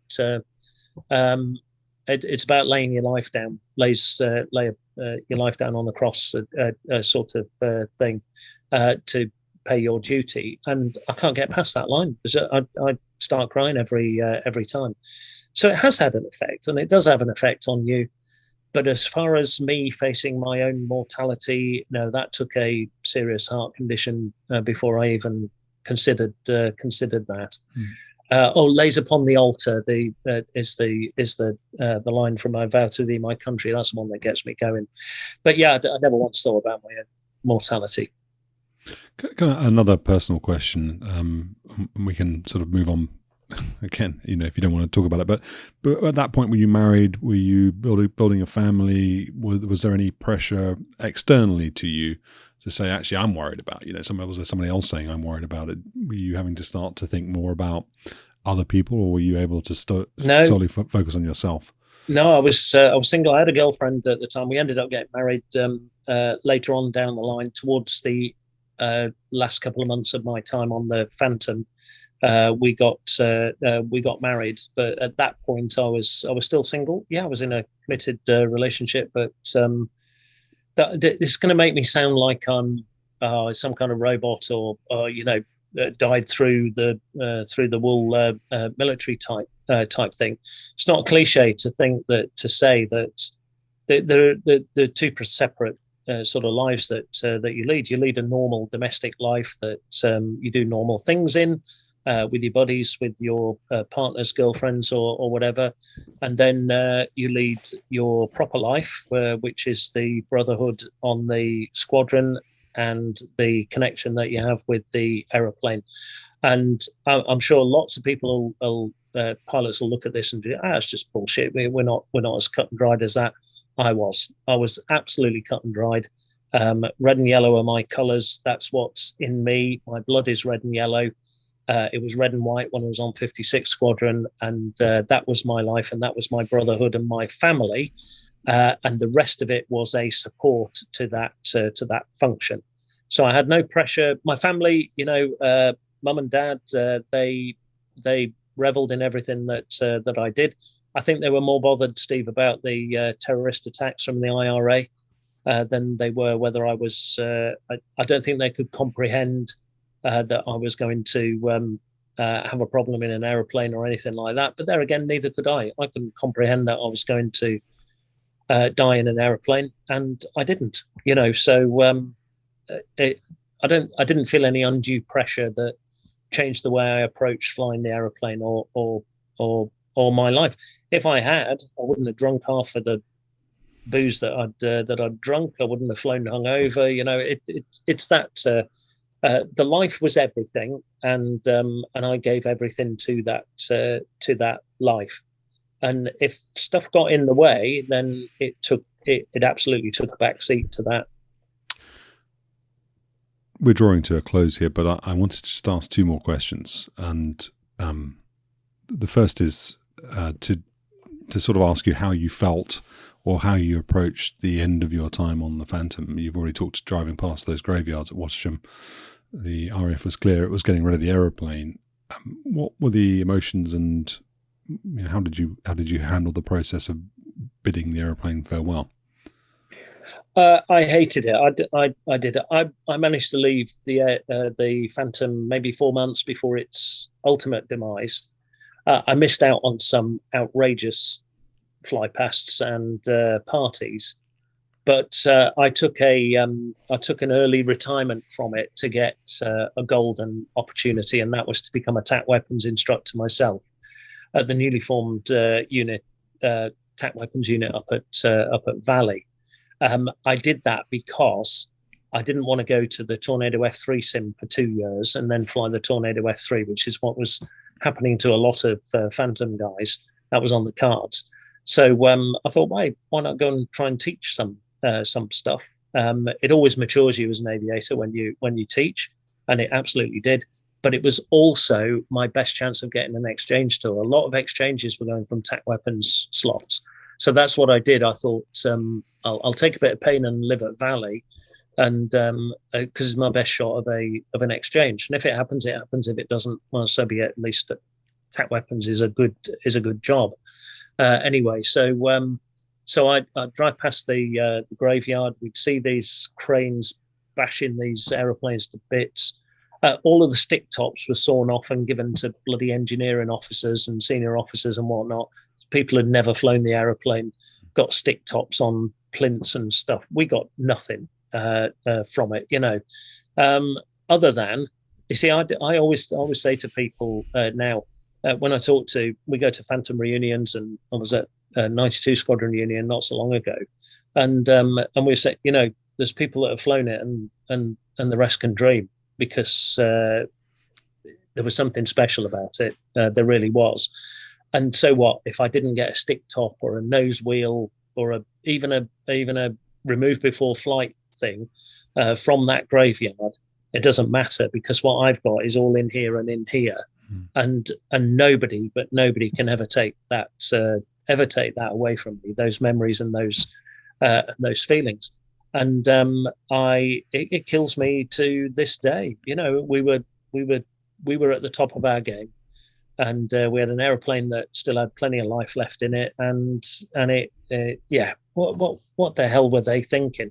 Take the stinking Harrier out of service, or the Jaguar, or something that nobody really cares about, but give us this aeroplane until it finally decides. When it decides it's had enough and rolls over and croaks, don't take it away from the aeroplane itself, And I said to you last time, I think I gave this thing a bit of life. It didn't have life, but I gave it that life. I truly believed it was a living, breathing thing, and to kill that was just unacceptable. And it pains me to this day. If I could have one more trip in an aeroplane, it would be in a Phantom with one of my favourite navs in the back. That's how much it got under my skin. And I've said, turned me into the person that I am today. I'm a much better person because of that aeroplane behind you. Tug, finish off then with a story for us. Tell us about Irreverence and how you guys as a collective treated senior officers that you didn't necessarily respect. Steve, this is like a setup, isn't it? Look at that. You're just leading me down a path. Best straight man I've ever had. So we were in Germany. I'd been there a little while by this time, and we loved ourselves, and we were everything to each other. So it was a dining in night, and it was a stag night. So just serving people, no partners or anything like that. Towards the end of the time on the Phantom, we knew when our end date was on 92. We knew we were going to be going back to Wattisham for a little bit, and there was an end date for the Phantom. Now there was a guy, I call him. He's called Barry Hallcock in the book. He's quite a famous Phantom driver. Famous for something that he did while he was in the Air Force, based around family history, I think it was. By the by, he's one of the most boring people I think I've ever come across in my life. And you wonder how the hell he survived on a Phantom squad. He must have had a miserable time of it, because he would have been the banter punch bag. And I think he was one of those guys. They kept promoting him in the vain hope they could get rid of him off the squadron, and then all of a sudden he ends up at senior bloody rank, and he ended up as our station commander at Wattisham. But at the time, he was Wing Commander Air Defence at some headquarters in Germany. It was a kind of a liaison job, but a Wing Commander job nonetheless. Anyway, he demanded to be dined out from Wildenrath. Now I knew him in passing. I didn't really know him from Adam. There's this guy being dined out at our fighter base. How dare he just, demand that this would happen? Anyway, so OC Ops at the time was a backseater, and he'd served with this guy, and he was trying to explain why this guy had the nickname that he had, and he had a nickname. These are all made up, but it's very close to the truth.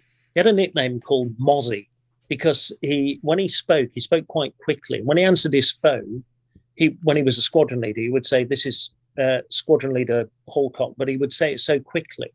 The first bit, the squadron leader would come out as like that, and so he was known as Mozzie because he sounded like a mosquito. So that's the story that OC Ops is trying to say. Now, I've got to say that we are absolutely fueled to the max at this point.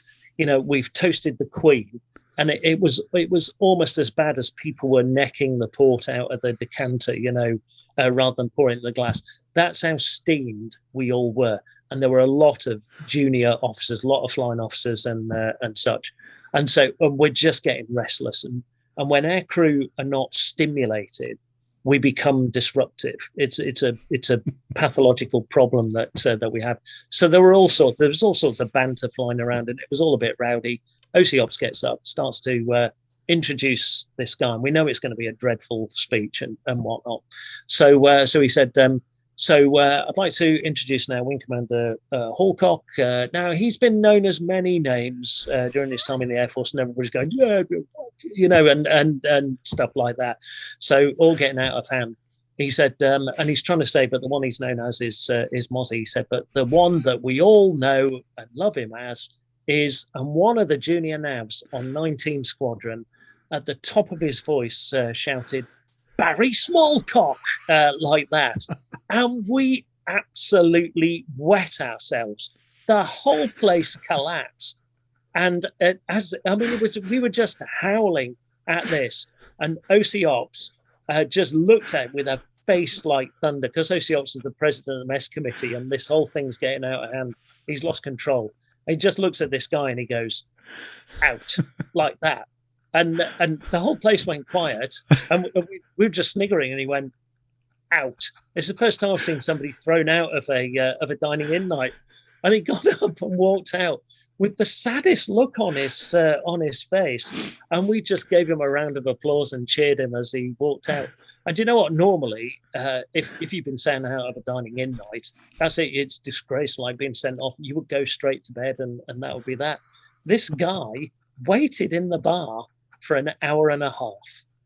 Just waited there, drinking on his own in the bar, while this, oh my God, the most boring man in NATO then gave us a State of the Nation briefing, basically a 45-minute speech on what a great future the Phantom had, because we were going to sell them to the Greeks.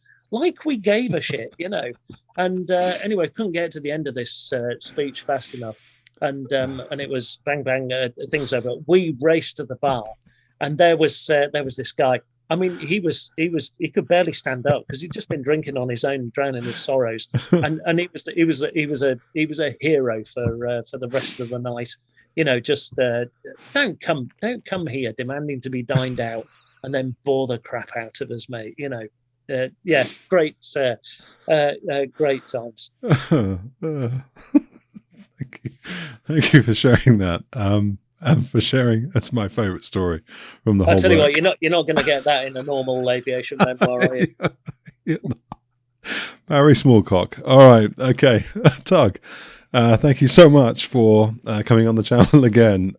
2 more hours of your time. Really appreciate it. It's been really fascinating to get a perspective I don't think that you hear very often. Certainly not on my channel. I'm not deliberately, but just sort of happenstance. I'm quite focused on the US side of things. That's where I know the most people, and so therefore that's where I have the most conversations. And I've always found it tricky to get RAF guys to come and talk to me. I don't know, maybe I need to work harder at that. And if the standard of your delivery is anything to go by, then I definitely should work harder at bringing more RAF guys on. Must be a personality issue. It must be. Is that what it is? Yeah. They haven't heard about me enough over there. That's why they talk to me. Everyone here knows I'm a dick. So, but it has been great. And maybe you'll make a pledge to come on and talk about your time on the Hornet. That would be cool. God, I'd love to. I think you can tell. I've really enjoyed it, Steve. Okay. You've got such an easy way about it. And for the people that watch it on YouTube, apologies if you're into all of the technical aspects of how the aeroplane stays airborne and stuff like that. It's just not me. It's not my thing. Hopefully, you get a flavour of just how much fun it was to fly these aeroplanes, and just as much fun on the Hornet. And I'd love to come back and talk to you about it. Thanks. So, and we can. I think the comments on sort of part 1 are indicative of the fact that people love it, and there are test pilots. I can go and talk to Dave Southwood, ask him to come on and talk about aerodynamics and the physics and all that kind of stuff. So there's no apology necessary. It's all good. Thanks for tuning in to 10% True. I hope you enjoyed this episode. Feel free to subscribe, and if you're on YouTube, hit the bell button to make sure you get notified of the next episode. Thanks and take care.